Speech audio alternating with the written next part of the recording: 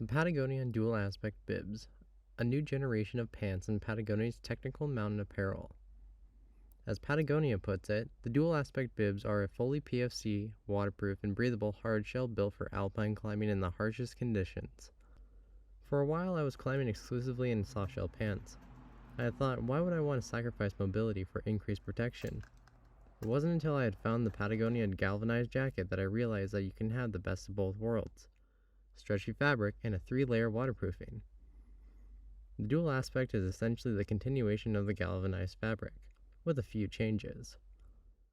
The big one is that the dual aspect fabric is treated with a PFC-free solution. Now, PFCs deserve their own episode, so I won't dive too deep, but essentially what it means is that for the life of the product, nothing will be washed off the jacket that could have the potential to harm the environment. Patagonia is pretty cool that way. Now, the secondary change has actually to do with the nature of the fabric. The galvanized went with a soft polyester shell that made it feel like a soft shell more than a hard shell, whereas the dual aspect goes for a slick-faced nylon fabric that feels and looks more like a traditional hard shell. Now let's get into some things that make the bibs unique. For starters, and this is a big one, the dual aspect bibs include a Rico reflector. This reflector makes you searchable just in case anything were to happen to you in the backcountry. It's amazing to see this technology be implemented in more ways, as it is a low bulk item that has the potential to save you. The next thing is the straps. These straps use the same material that is found on the Patagonia Dirt Roamer liner bibs. As you can see, that rather than a solid fabric, it's more of a mesh.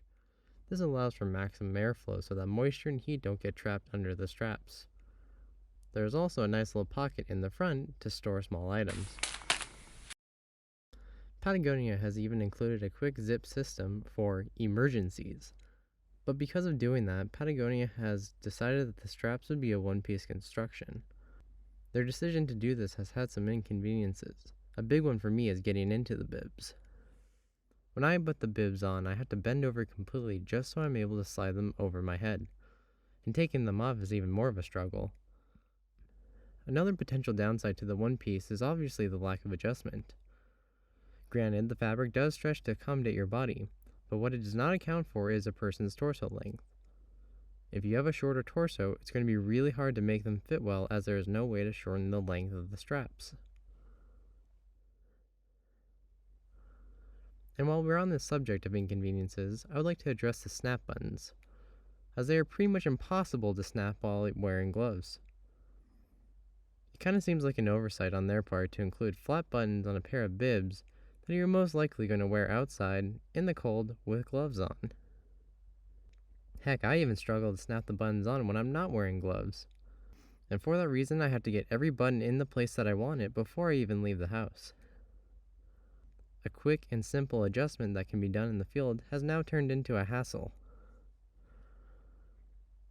I'm sure down the road these things will be addressed, as this is the first year that the product is on the market. And I do have to say that these inconveniences are mostly for when you are putting them on and taking them off. But when you climb in them, well, it makes you forget about those things. You appreciate the ability to high step without restriction, and the protection that it gives you so you can charge through the wettest of climbs. Overall, they are a really great piece of kit to have, and by far they are an excellent example of new modern materials.